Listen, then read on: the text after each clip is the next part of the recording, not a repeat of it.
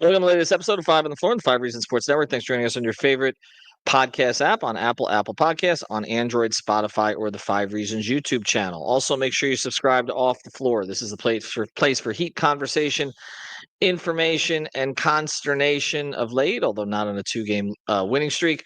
You can subscribe using the link here in the description. That'll bypass the Apple upcharge, $2.99 per month. You can cancel at any time. This is the place that everybody's going now to get your Heat info, and again, to discuss it with other passionate Heat fans. It's Off the Floor. Check out the link, click on it, and subscribe today. Also, check out the great sponsors of the Five Reasons Sports Network. Includes Prize Picks. Use the code 5FIVE.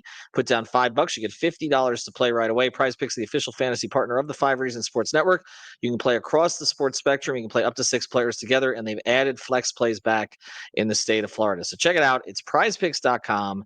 Use the code 5FIVE and get your $50 to play today. And now, today's episode. Mercy, luxurious, Heat Nation, yeah, Mercy and Lago, down to Biscayne, yay, five on the floor, ride for my dogs, where here's the thing, you can check the score, hustle hard, couple scars, wearing bubble frogs, down to Biscayne. Kept the floor playing, got it all banned. Y'all seen the block, stop with one hand. And Pat we trust, Inspire have the guts. We're here to bring the heat, y'all can hang it up. Welcome to Five on the Floor, a daily insider show on the Miami Heat and the NBA, featuring Ethan Skolnick, Greg Sylvander, Alex Toledo, Brady Hawk, and others from the Five Reasons Sports Network. Also, make sure to subscribe to Off the Floor for the most heat anywhere.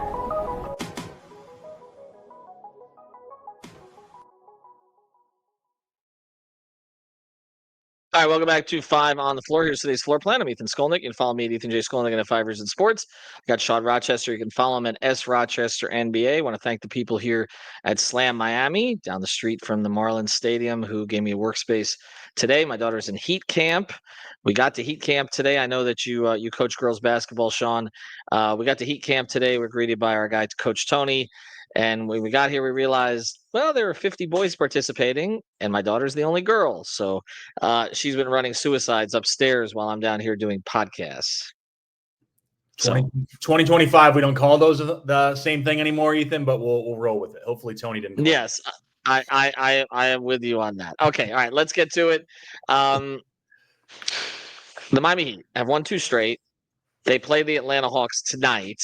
We'll be posting this episode before they do. And we know kind of where they're going to fall. Like, there's not a lot of mystery at this stage. They're somewhere between 7 and 10, although it's looking more like 9 or 10 than it is like 7 or 8. They've given up a lot of ground over their 10-game losing streak to Atlanta and to Orlando.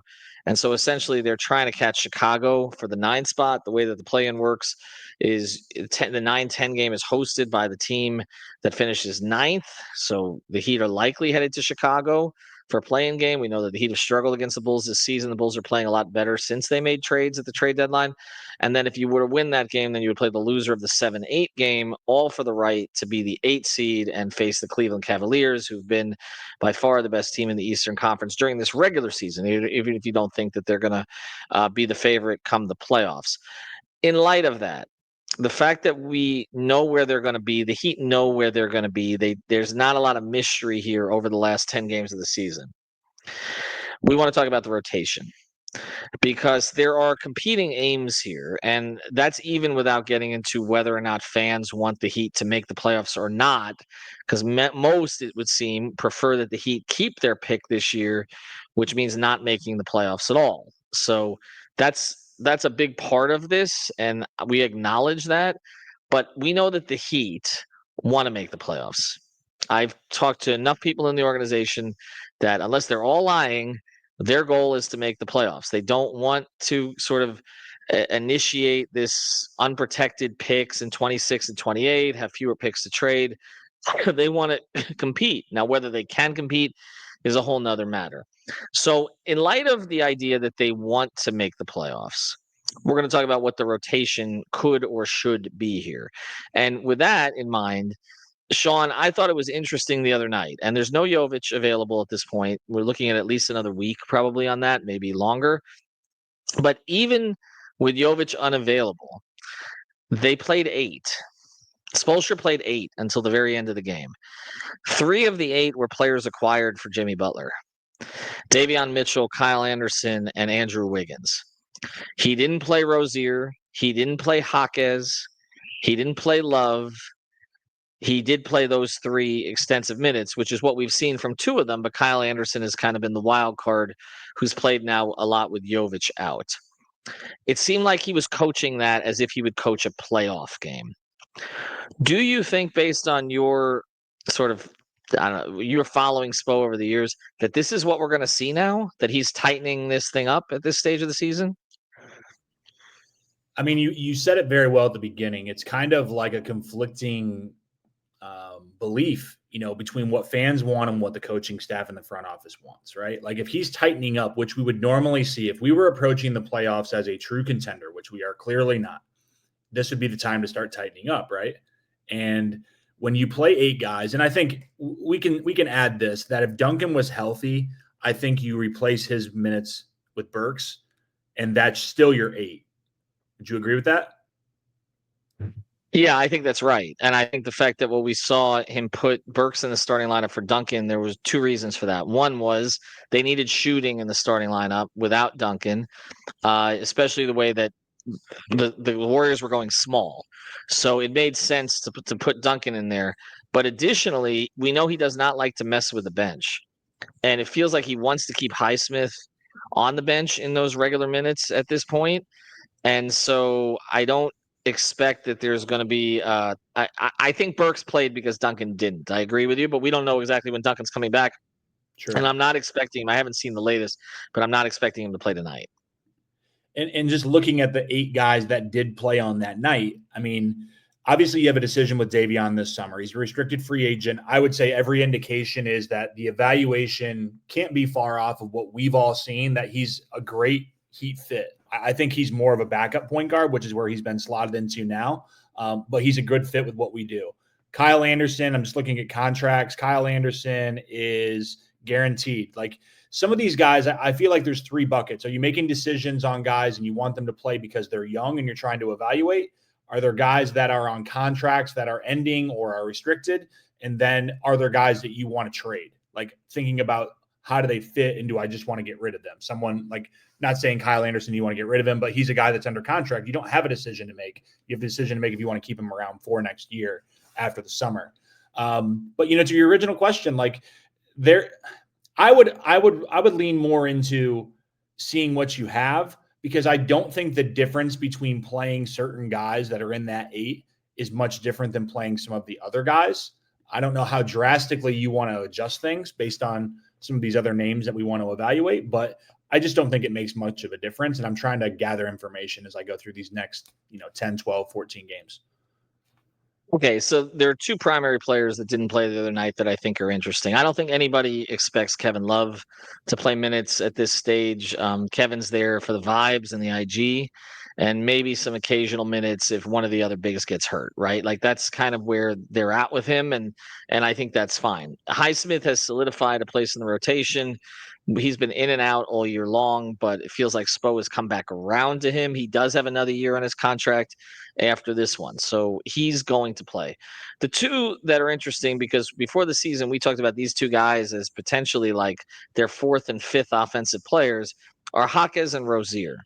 So let's take them individually.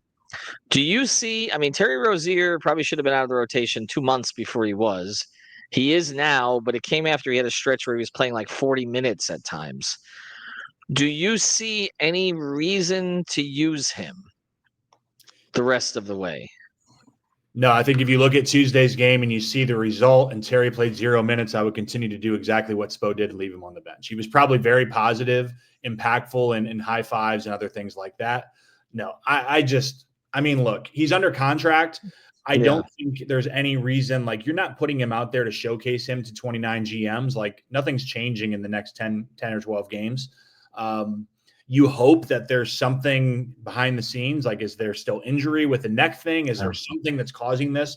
Because he's arguably like you might have the biggest collapse of a player that was at least decent. Like, let's give him as much credit as we can. He was decent in Charlotte. We gave a first-round pick for him, and now he's unplayable.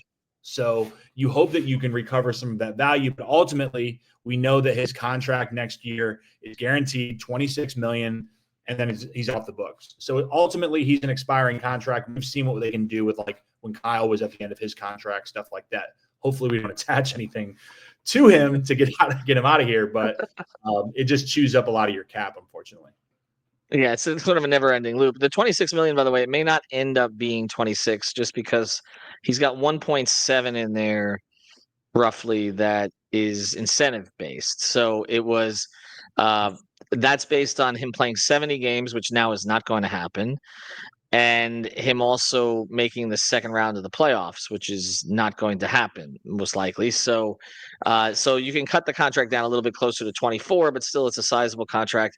And there's going to have to be some team out there that's really looking for 2026 cap space. I mean, that's really the only thing. And I don't know how many of those teams there are going to be. We've talked about sort of the strength of the 26 class, but I think a team would have to be incentivized to take him. The more interesting one is Jaquez, because like he was supposed to be both this year. He was supposed to be a player you were evaluating, but also a player who was consistently helping you. And I don't know what's left on the evaluation stage for this season. It feels like he needs an off season to kind of reinvent his game a little bit and come up with counters to the counters that have been used against him. But also, he's not helping you on the floor. He hasn't this year. Most of their worst lineups, if they don't include Terry, they include Jaime. Would you play him at all? Because I think some Heat fans would say, well, what are you getting out of playing Kyle Anderson? We've seen what player he is for the past 10, 11 years. You weren't even originally planning to keep him. As you mentioned, he's under contract for another year, but not at big money. Like, would you force feed the Jaime thing here? Is there anywhere you can get him in? I think I would. He's an older young guy, but he's still a young guy. He's still figuring things out in the league. And obviously he was great in his rookie year, and sophomore slump is putting it pretty lightly. I mean, he's just been not good this year. You've talked many times about the spin move and the scouting and figuring him out. I still think there is more to his game that he can figure out and solve and really adjust to the adjustments. I would play him. I know that he hasn't been good, and I know that's counterintuitive if you're trying to compete for the playoffs and you're trying to be successful, to play the guy that you've seen all year that hasn't been good. But, whether it's Kyle Anderson or it's other guys, I don't care about the positions. Like, put him on the floor and figure things out. With his contract, theoretically, you could get out of the contract if you thought he was that bad. I don't see why they would do that. It's a rookie contract, so he has that club option. And then the following year is when he's extension eligible. I think it's more about whether you're wanting to have him as a piece long-term. I think last year in the summer, we would have thought he was like, I'm going to be a starting level type player or a sixth man. And now the question is like, can he rebound and become a clear rotation guy, which is a crazy change, but I still think I believe in him enough that I would invest in him and see what's out there. All right, on the other side of this, we're going to talk about the starting lineup itself, and does it matter? Before we do, I'm going to tell you about a great sponsor of the 5 Reasons Sports Network, our friends over at All Pro Construction Builders. You can find them at allproconstructionbuilders.com or All Pro Construction Builders on Instagram. Our guy, Danny, him and his family, they run a great family business there. They use the best materials. They're honest. They're trustworthy. All the things that we talk about. We only work with this kind of contractor here at 5 Reasons Sports. They're also huge Miami Heat fans. 305-484-4429. That's 305-484-4429. Not only will you get a free estimate on your entire order, and of course, what do they do primarily? They'll get you ready for storms. We know that in South Florida, storm season always around the corner. So get your shutters. It's more than just shutters. It's a whole process that they go through, and you can get 5% off your entire order in addition to the free estimate if you mention 5 Reasons. So check it out. It's All Pro Construction Builders. Mention 5 Reasons or 5 on the floor. Get your discount and give Danny a call today at 305-484-4429. All right, the starting lineup now. Are we committed? Should they be committed to Ware and Bam the rest of the way? I don't think you go away from it, but I'm not committed to it long term yet.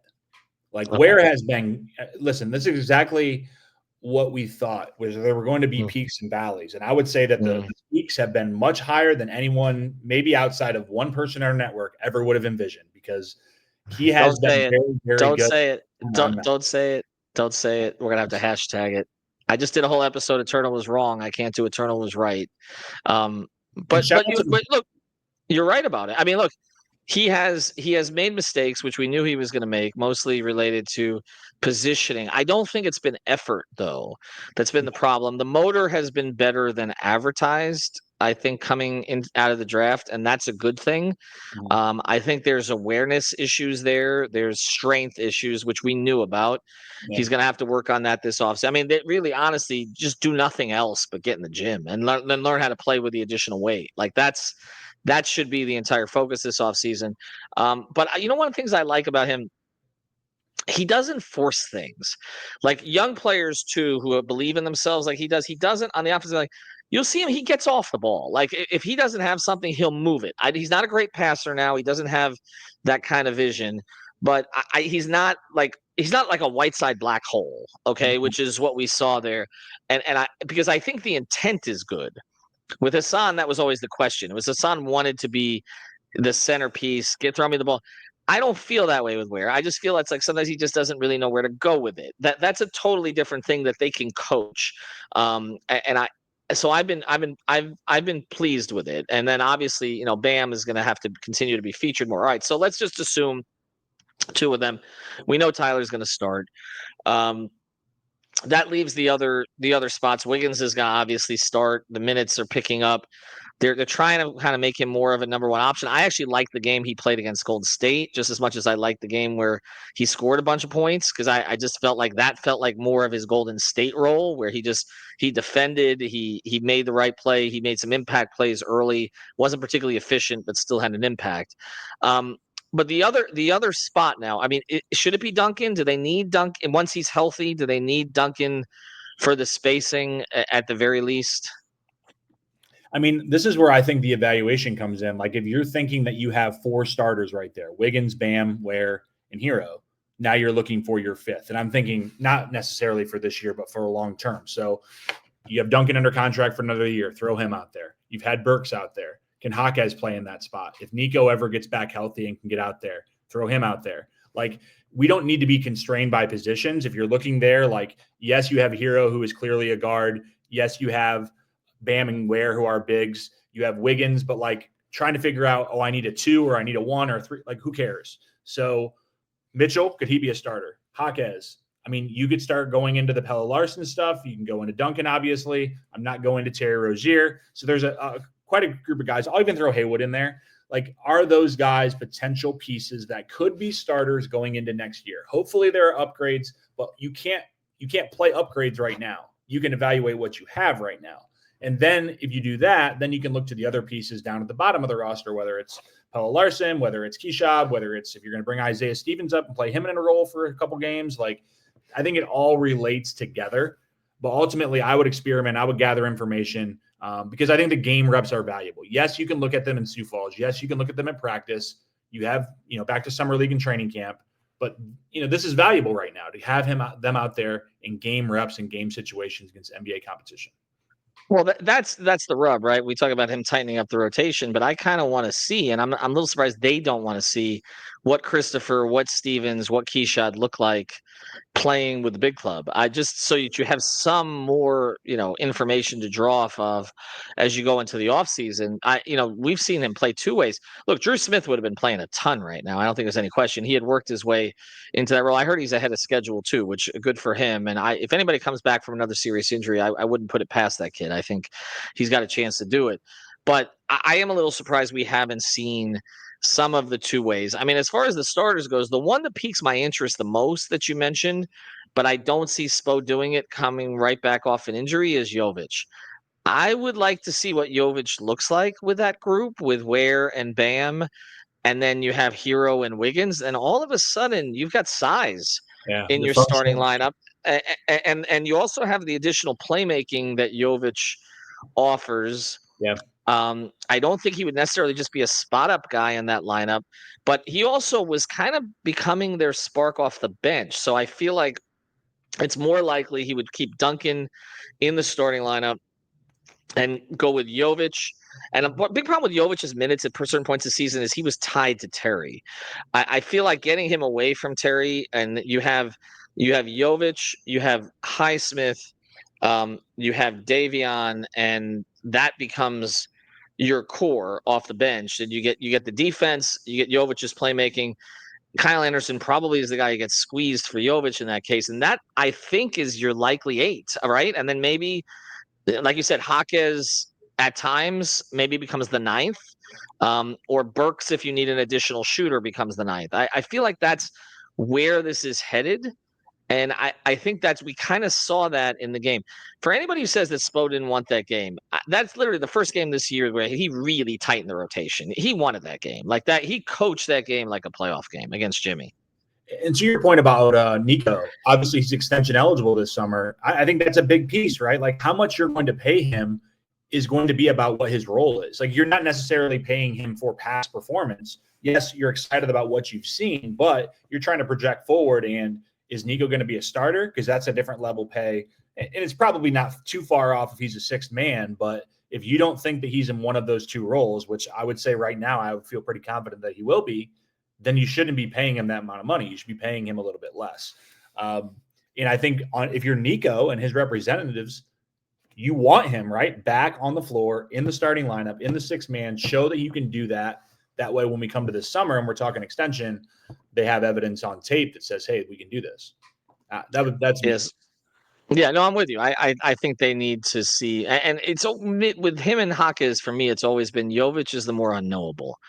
I didn't think Jaime was going to hit the wall quite like he did this season, but I've always felt Jovic's upside was higher. It's a question of, can you tap that in the right role, and how quickly does he get there? But as you said, you got to make decisions on these guys financially pretty quickly. All right, we'll see how it plays out. We appreciate Sean for joining us, Brady and Alex, at the game tonight. I'll be on the post-game pod with Gio and I believe Major. So check in for that later. Check out everything else on the channel. Also, it's Marlins opening day. If you care, I'm going to go out there. We're going to see Sandy pitch before he's traded to the Yankees next week. Have a good one, everybody.